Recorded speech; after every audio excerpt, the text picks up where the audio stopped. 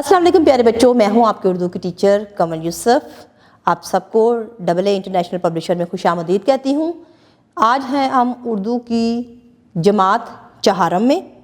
आज के सबक का उन्वान है शेख सादी शराजी की हकायात। तो क्या बच्चों आप जानते हैं हकायत किसे कहते हैं? जी, हकायत एक कहानी को कहते हैं। ऐसी मुख्तसर कहानी जिसमें कोई सबक होता है, जो हमारी ज़िंदगी में हमें आगे बढ़ने में मदद देता है, जो हमें अच्छे और बुरे में तमीज़ सिखाता है। ऐसी कहानियाँ हकायत कहलाती हैं जिसमें मौज़ूआती मज़मून के साथ साथ सबक मौजूद हो। ठीक है, किताब आप सबके पास मौजूद है। किताब खोलें ताकि हम इन हकायात को पढ़ें और समझें। सबक नंबर 12, हकायात शेख सादी शराजी रहमतुल्लाह अलैह। हासिलात ताल्लुम। इस सबक के मुताला के बाद तुलबा इस काबिल हो जाएंगे कि वो किसी भी वाक़े या कहानी को अपने अल्फाज में बयान कर सकें, मतन को फ़हम से पढ़ सकें, अददी तरतीब को जुमलों में इस्तेमाल कर सकें, रोज़नामचा या डायरी लिख सकें, रमूज़ व औक़ाफ़ कौसैन का इस्तेमाल कर सकें, कहानियाँ नज़में सुनकर अपने रद्द-ए-अमल का इजहार कर सकें, अपने स्कूल की लाइब्रेरी से अपनी दिलचस्पी की किताबें या रसाइल वगैरह लेकर उनका मुताला कर सकें। ख़ास अल्फाज 40, मखलूक, मदफून, सकत, तकाज़ा, वसत। शेख सादी शराजी रहमतुल्लाह अलैह का असल नाम शरफुद्दीन और लक़ब मुसल्ला है। आप रहमतुल्लाह अलैह ईरान के शहर शिराज में पैदा हुए। इसी हवाले से उन्हें सादी शराजी भी कहते हैं। शेख सादी शराजी रहमतुल्लाह अलैह ने साइंस, कानून, हिकमत व फ़लसफ़ा, तारीख़, अरबी, अदब और इस्लामियात की तालीम हासिल की। शेख सादी शराजी रहमतुल्लाह अलैह को अरबी और फ़ारसी दोनों ज़ुबानों पर अबूर हासिल था। बुस्तान सादी रहमतुल्लाह अलैह उनके नज़मों के मजमूए का नाम है, जबकि गुलिस्तान सादी रहमतुल्लाह अलैह को हकायात से सजाया गया है। उनका इंतकाल 1291 में शिराज ही में हुआ और आप रहमतुल्लाह अलैह वहीं मदफून है।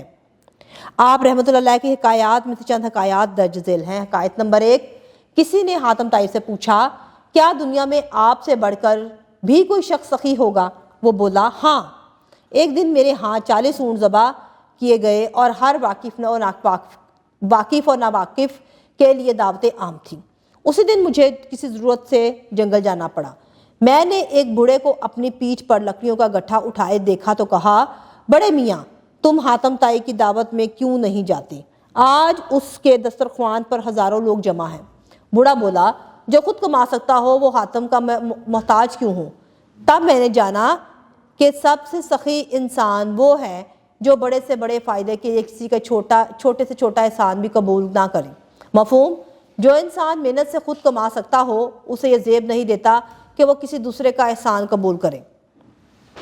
हकायत नंबर 2, बारिश का नन्हा सा कतरा बादल से टपका और दरिया में आन गिरा। इस नन्हे कतरे ने जब दरिया की वसअत को और गहराई का अंदाज़ा किया तो उसे अपनी ज़ात इंतहाई हकीर मालूम हुई। वो सोचने लगा कि इतने बड़े दरिया के मुकाबले में मेरी क्या औकात है।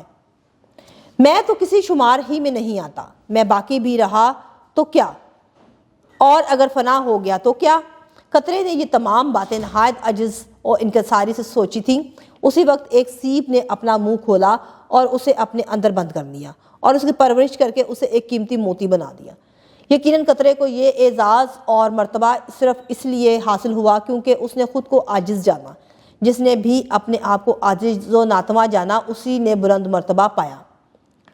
मफ़हूम, जिस शख्स ने भी अज्ज़ो इनकसारी का मुज़ाहरा किया वो यकीनन बारगाह इलाही में कामयाब व कामरान हुआ।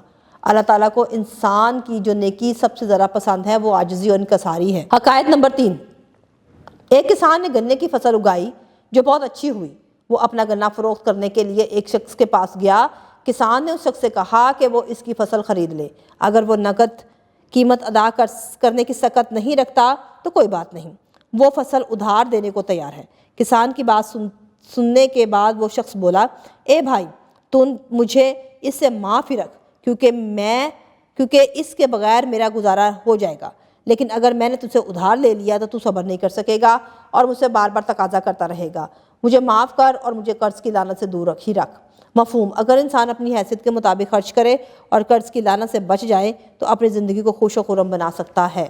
अल्फाज मायनी, सखी, खुले या बड़े दिल का, मोहताज, ज़रूरतमंद, वसअत, गहराई, फैलाओ, हकीर, पस्त, कम, हैसियत, इनकसारी, عاجزی، تقاضا کرنا، مانگنا، بار بار کہنا۔ جی تو پیارے بچوں، آج کے سبق شیخ سعدی کی حکایات کے بارے میں ہم لوگوں نے پڑھا اور بہت سے اخلاقی سبق بھی ہم لوگوں نے سیکھے۔ امید کرتی ہوں آج کا سبق جو ہے آپ لوگوں نے بہت اچھے سے سمجھا اور سیکھا ہوگا۔ نئے سبق کے ساتھ نئی ویڈیو میں دوبارہ ملتے ہیں، تب تک کے لیے اپنا بہت سارا خیال رکھیے گا۔ اللہ حافظ۔